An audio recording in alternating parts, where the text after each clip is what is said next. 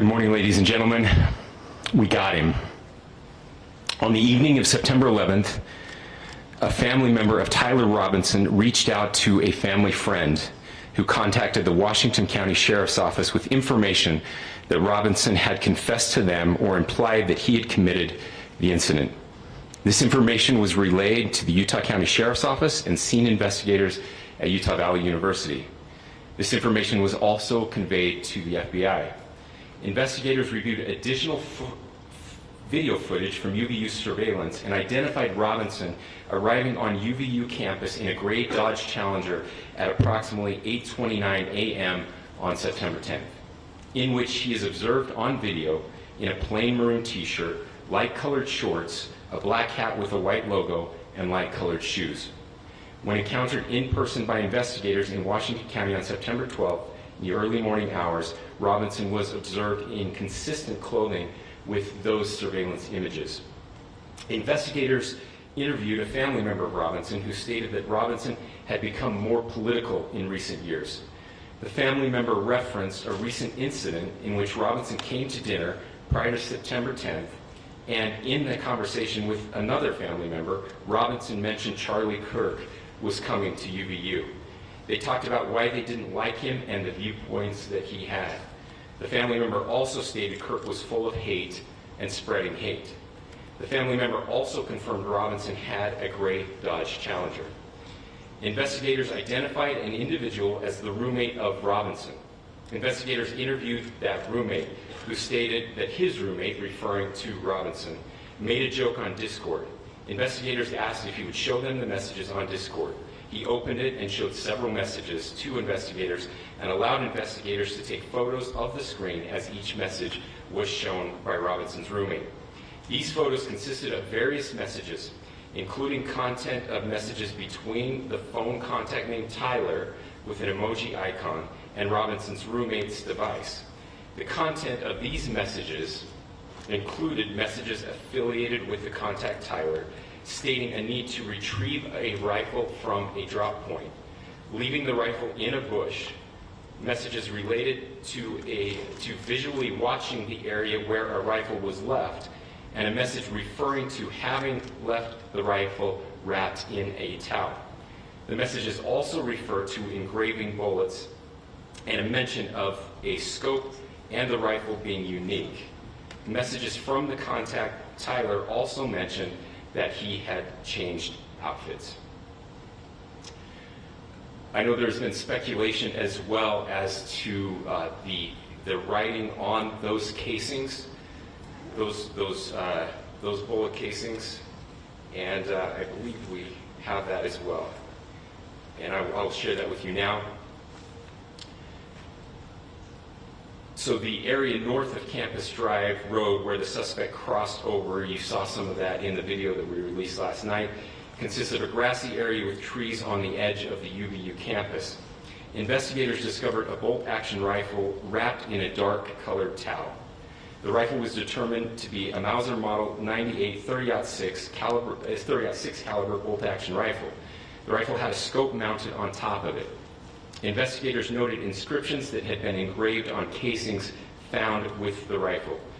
Inscriptions on a fired casing read, "Notices, bulges, capital OWO, what's this?" ?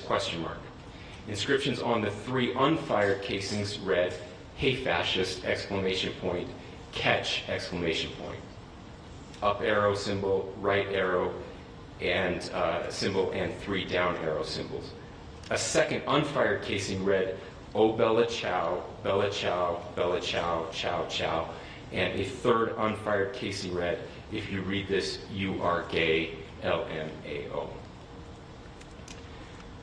We are indebted to law enforcement across the state who's worked seamlessly together, local law enforcement, state law enforcement, and our federal partners with the Federal Bureau of Investigation. We're grateful for everyone who worked together in such a short amount of time to find this person and to bring justice. I want to thank the public who has been so engaged, reviewing videos, helping us with sending in tips, and helping us get to this point. I want to thank the family members of Tyler Robinson who did the right thing in this case and were able to bring him into to law enforcement as well. I especially want to thank the family of Charlie Kirk, Erica, Charlie's parents, his children. I want us to be thinking of them as we bring justice in this case. They will be involved in that justice. We will be working very closely with them as we move through this process as well. This is a very sad day for our country, a terrible day for the state of Utah, but I'm grateful that at this moment we have an opportunity to bring closure to this very dark chapter in our nation's history. With that, I'll now turn the microphone over to the Director of the FBI, Kash Patel. Thank you, Governor.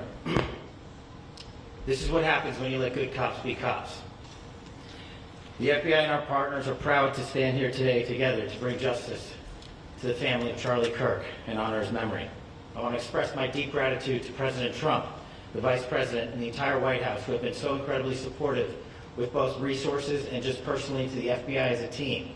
They had our backs the entire way, and I just want to express my gratitude for giving us the resources we need to operate in this space to bring this sort of justice at this sort of speed.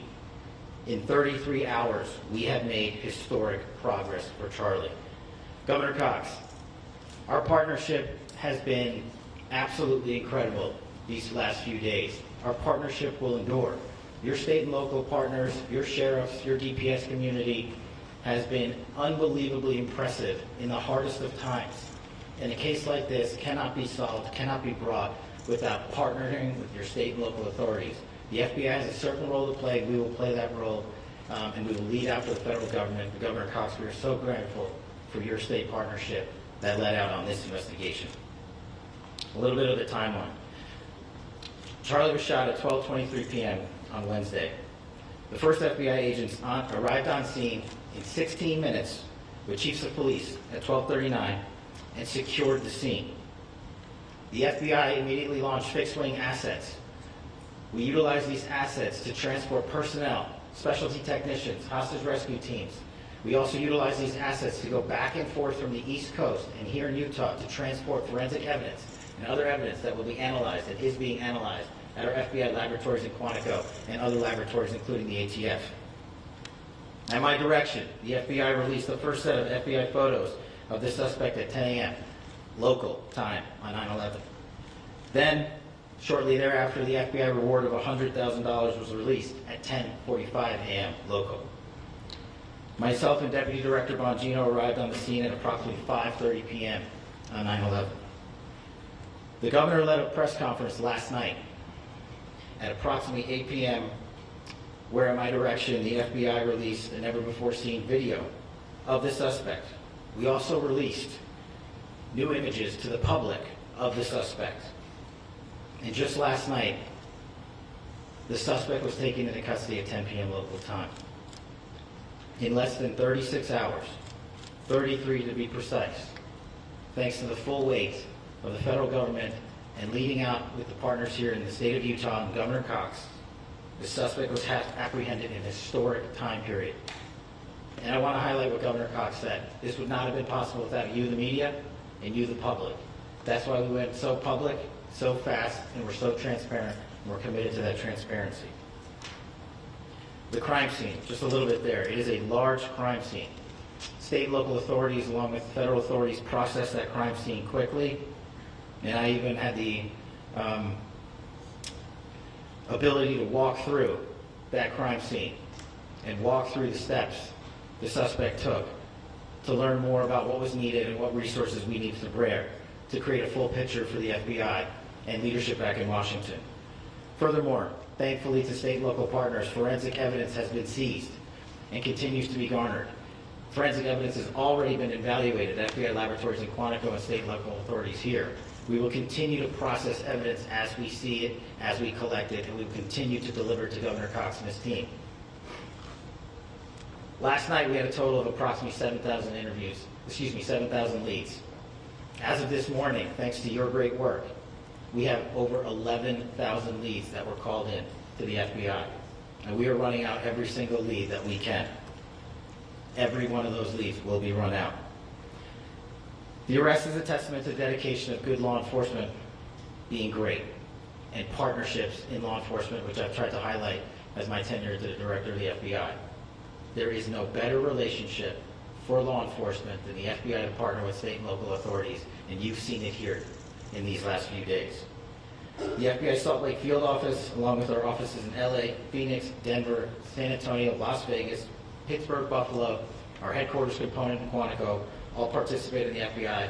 I want to express my deep gratitude to the employees of the FBI, the men and women, the evidence response team tacticians, the special operators, the agents, the support staff.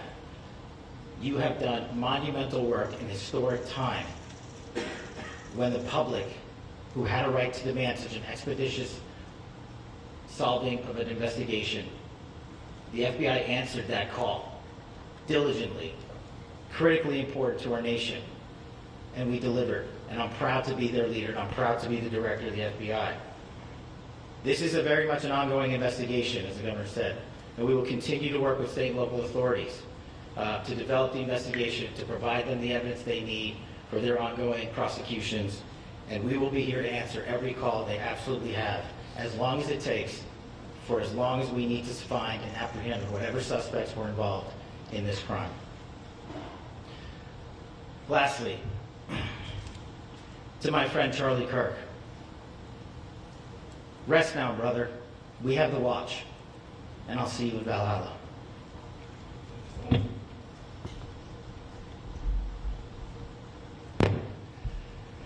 Thank you, and good morning. I would just like to take a few minutes as the sheriff to express my gratitude for everybody who has played a part in this investigation. As you know, it's been a vast, a complicated, and a very, very fast-paced investigation. You're looking at people standing up here who are running on, if they got an hour's sleep in the last couple of days, they're probably lucky. It has been very taxing. It has been so impressive, speaking on behalf of the local law enforcement, to see the cooperation that we've seen in this type of case. Across the state, sheriffs, chiefs, our state partners have stepped up and have come to the call on anything that we needed. Our county chiefs have been phenomenal. Our Utah County Attorney, Jeff Gray, who's standing up here with us, has been phenomenal in leading us through this investigation. I would like to thank the federal government for their resources, their assets. Our local team here, our FBI team, has been extraordinary in helping us work through this and bring this person to justice. Most of all, I would like to thank the public, and specifically, I would like to thank the public who turned to prayers and who turned to positiveness for us. I would like to thank them on behalf of the law enforcement community, because we needed those prayers. That's what we needed to get through this. We needed your support, and you gave it to us. We needed your patience, and you gave it to us. And I would like to thank you for the Kirk family, because that's what they need, is your support and your prayers, and that will get us through all of this. So thank you, everybody, for everybody that has stepped up. We've had such a phenomenal response to this. Thank you.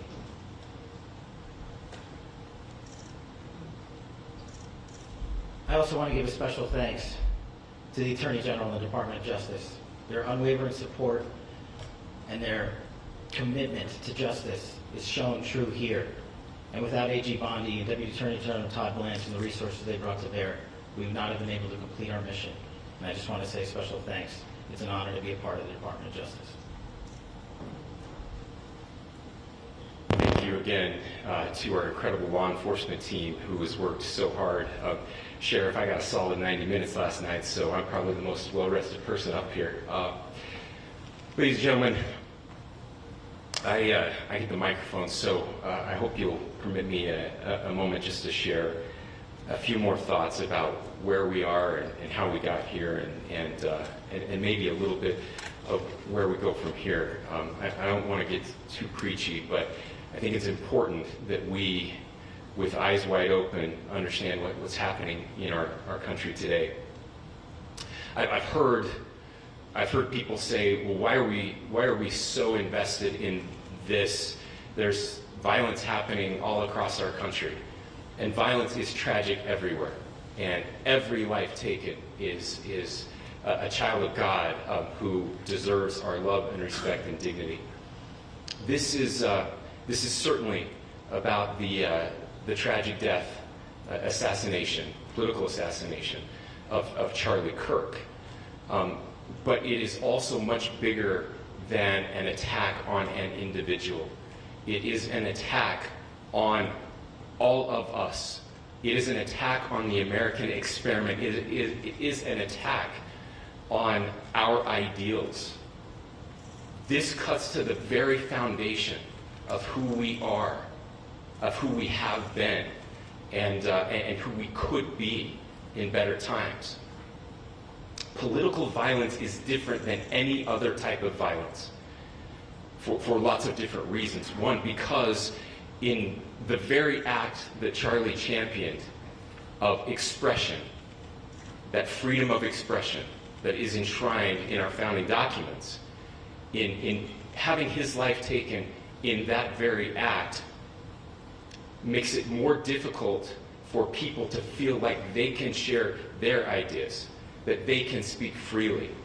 We will never be able to solve all the other problems, including the violence problems that people are worried about, if we can't have a clash of ideas safely and securely.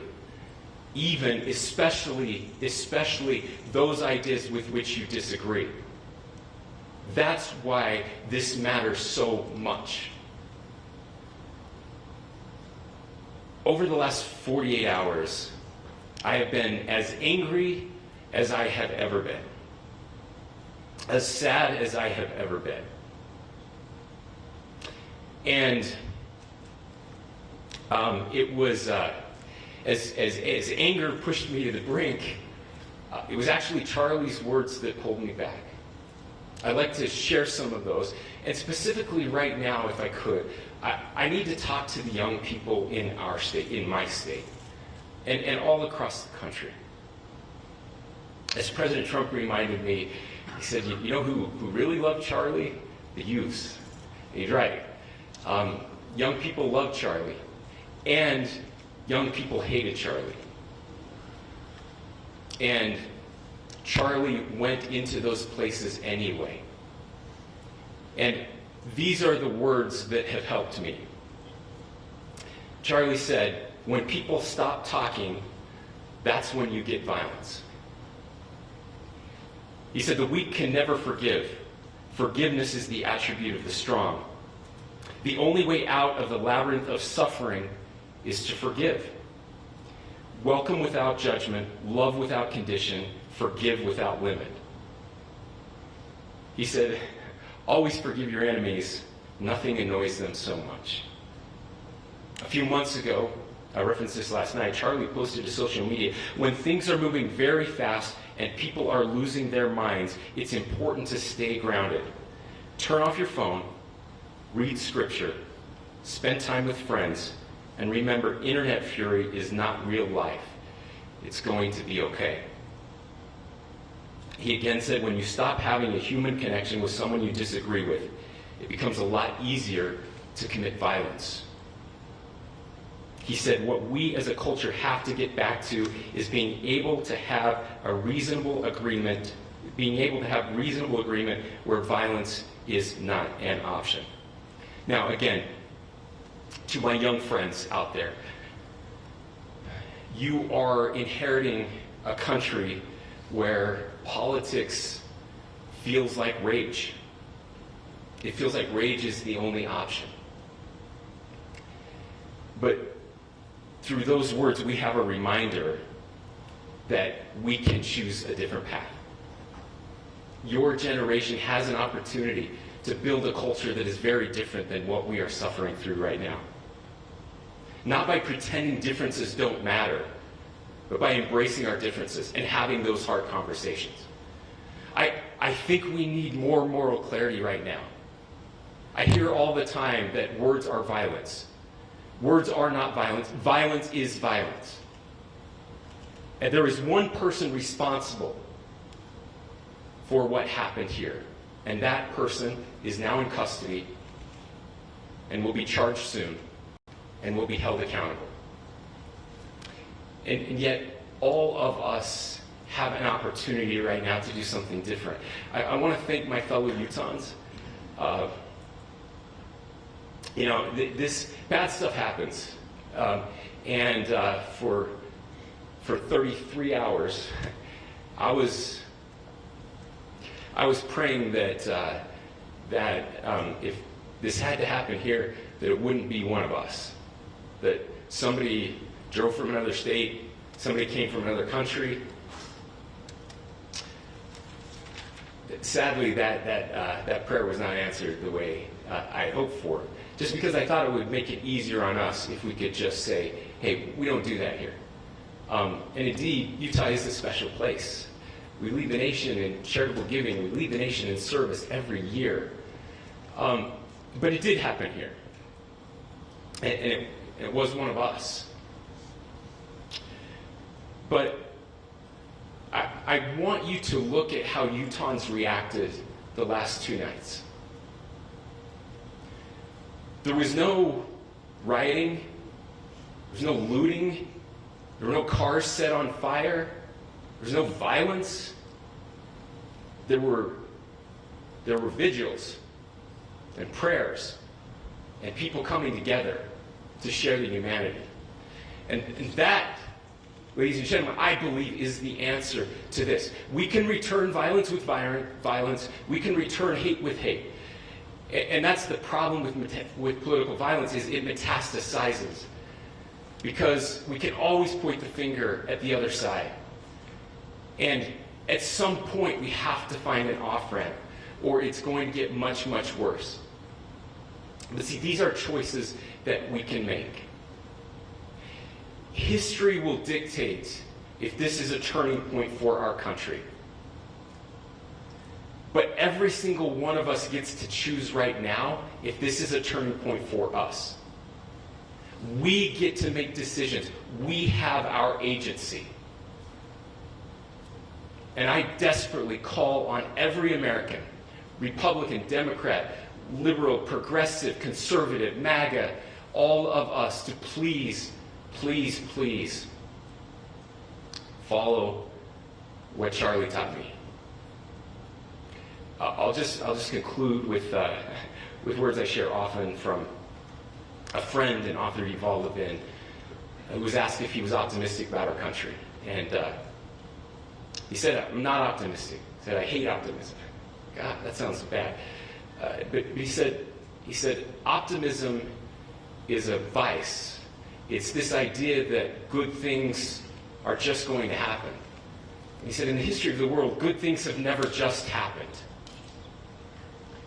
He says, I'm not optimistic, but I am hopeful. And hope is the virtue that sits between the vices of optimism and pessimism.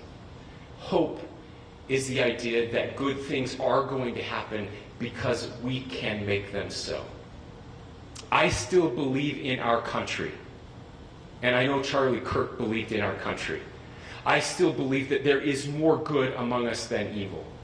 And I still believe that we can change the course of history.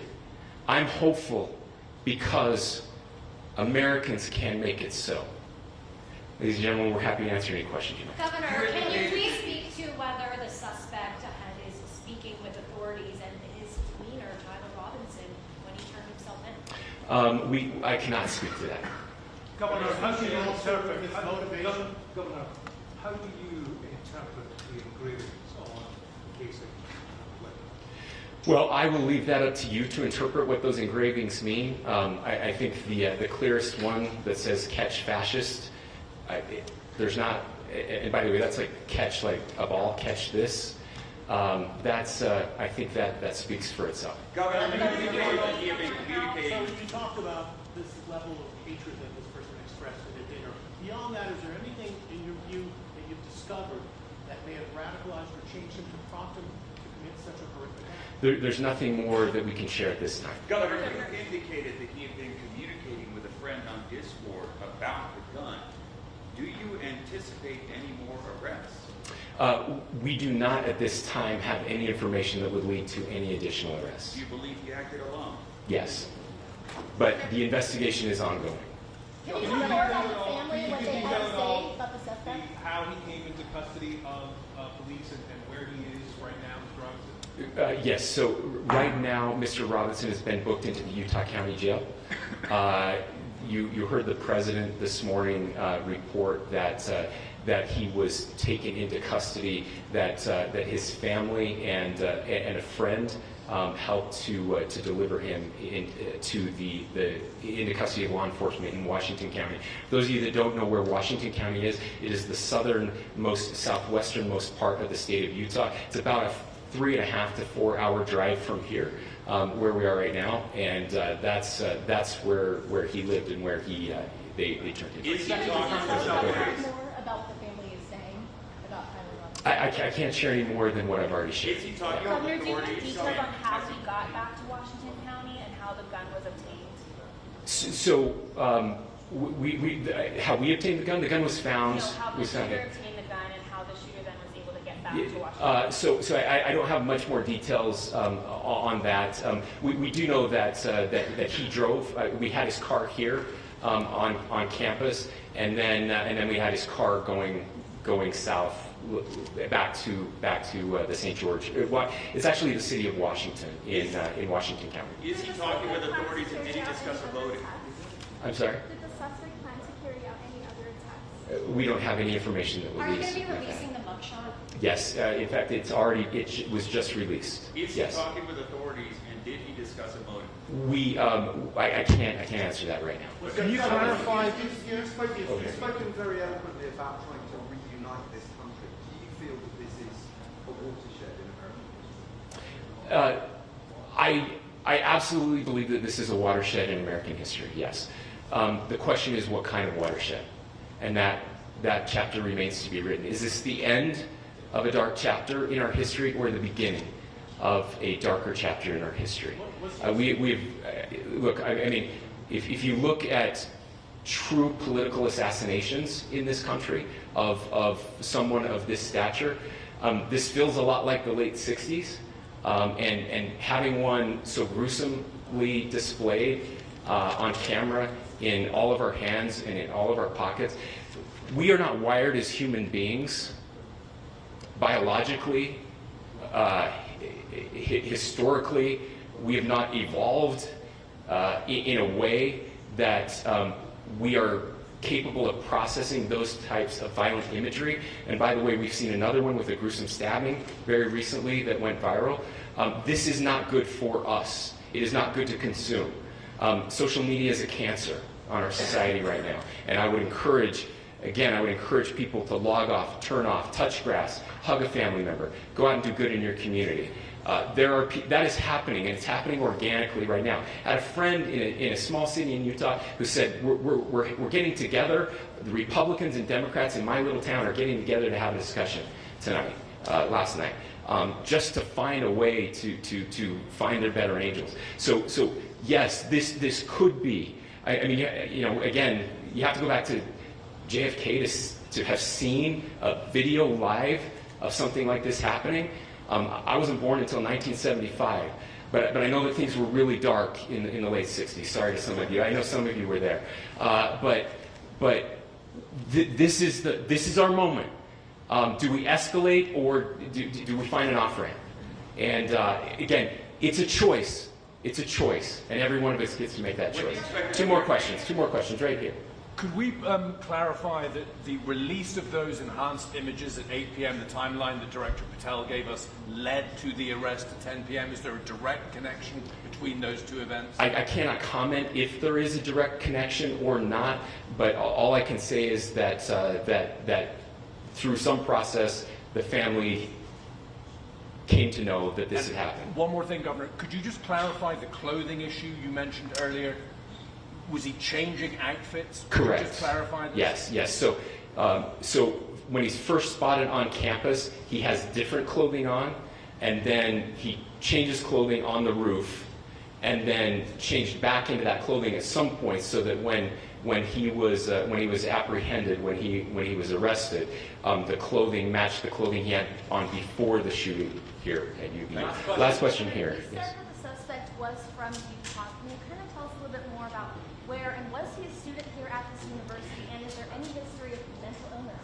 Yeah. So I don't have any information on the mental illness part. He was not a student here at UVU.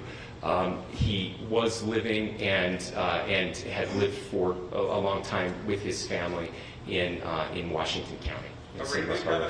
Thank you, everyone, for your great work in getting this information out. I would just say, process-wise, this may be important. I know many of you aren't familiar with the process in Utah. I think it's important that you understand that. Basically, we have 3 days for charging documents to be filed. A CI will be filed. We'll have more information then, more detailed information as those charging documents are filed in preparation for a preliminary hearing. So 3 days. So we would anticipate then that early next week those charging documents will be filed. We will obviously be working. The county attorney will be working very closely with Mr. Kirk's family as those documents and decisions are prepared and made. Thanks, everyone. If you like this video, then like, share and subscribe to Mirror Now.